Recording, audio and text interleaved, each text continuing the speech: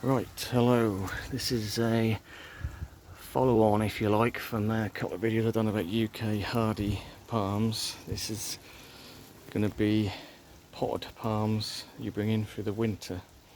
So they're fairly hardy, but not really hard enough to stay out through our UK winters. So we'll start off with the Rhapis excelsior, or lady palm. So this is more of a shade understory palm.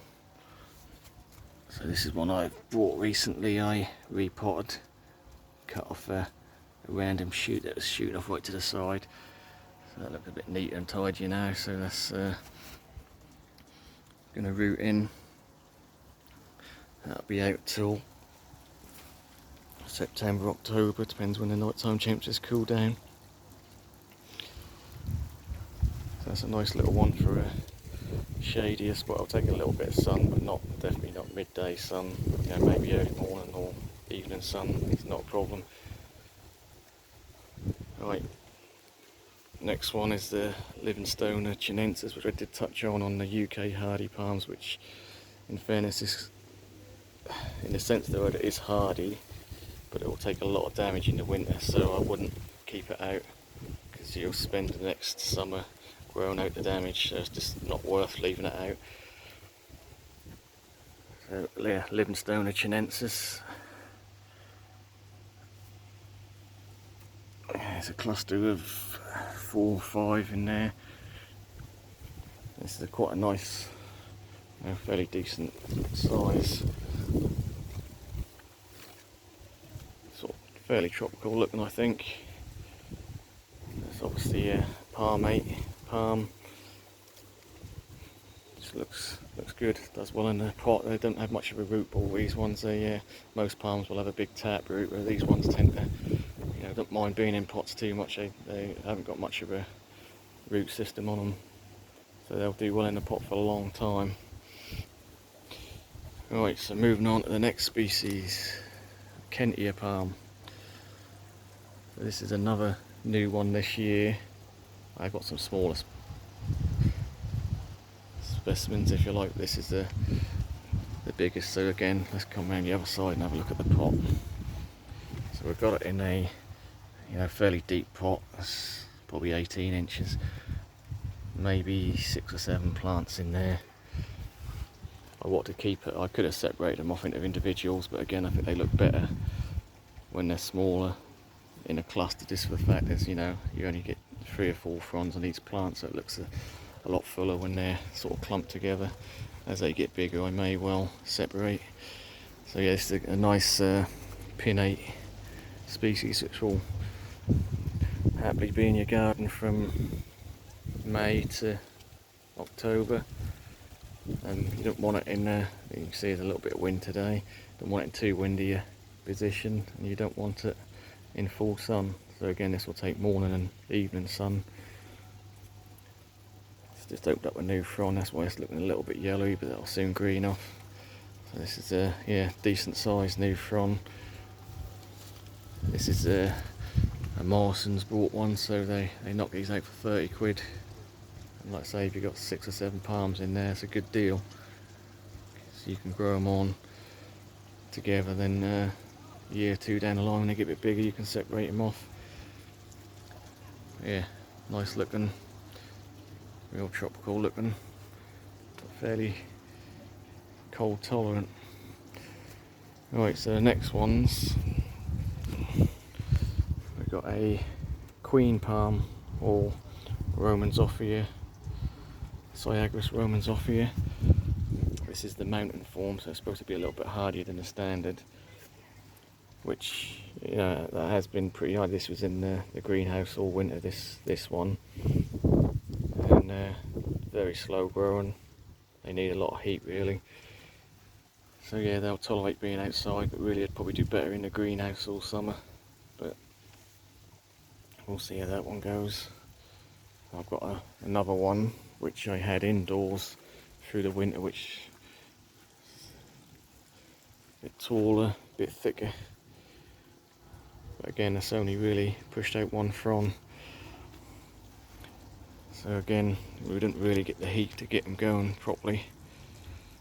But again, they you know, they're fairly cold tolerant, so they will happily be outside in a pot for the summer months, and then unheated greenhouse, or if you've got a heat, even better. So that is the Queen Palm, or Cyagrus romansophia. Right, so next, this is nice pinnate species, quite a tropical looking species with a crown shafted trunk. So this is the flamethrower palm.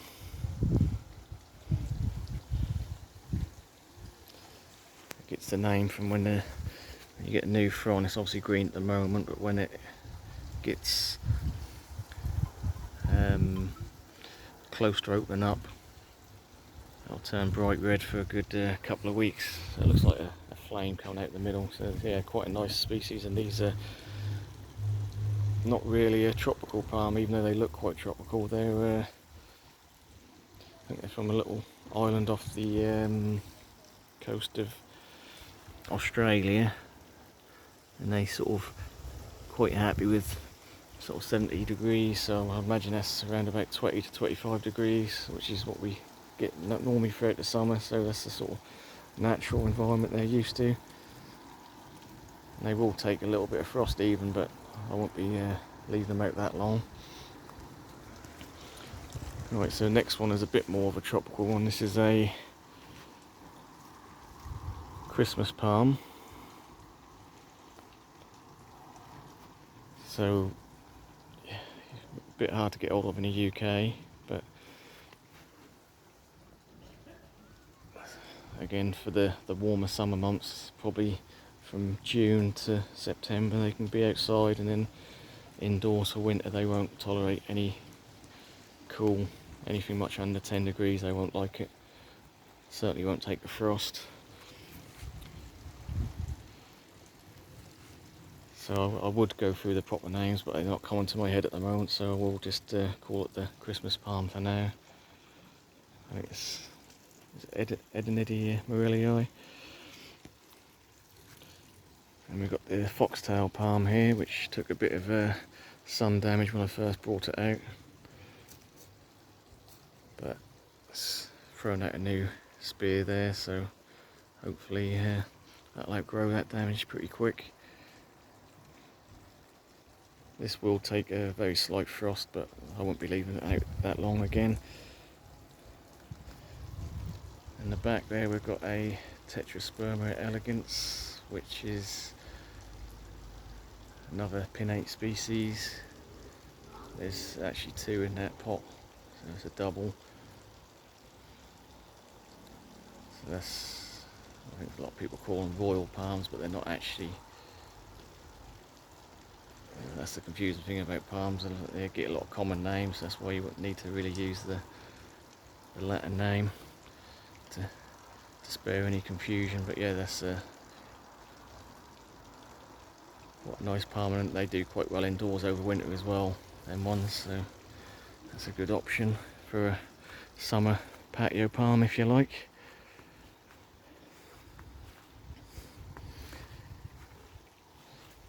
Right, this one's looking a bit sad. This is a Cyagrus. I need to cut this leaf off because I've got severely sunburnt, and unfortunately this leaf got bent over with the wind. So this one does look very much like a coconut palm, but is a Cyagrus. It's not common to me, it begins with C, but yeah, it looked good before it came out, but it's got a bit battered in the winds and whatnot, so hopefully that will recover over winter when I get it indoors. So yeah, it's probably a bit too tall for that spot, and the wind hit the leaves. Right, so let's go around this way.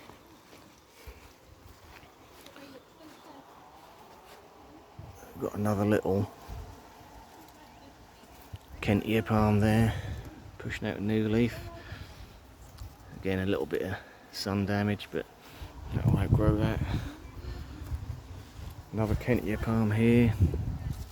Totally burnt leaf on that, I'll have to cut that one off, but since opened up a new frond. Look quite nice. This is a king palm.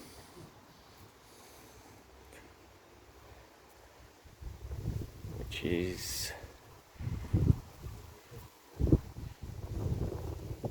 think it's Cunningham here. Something. Cunningham here. Oh, that's gone again, so yeah, we call it a king palm. So this is one I grew from seed a couple of years back. See the original strap leaf there, but it's obviously gone pinnate since. So I think that is it for me. Indoor outdoor palms in pots.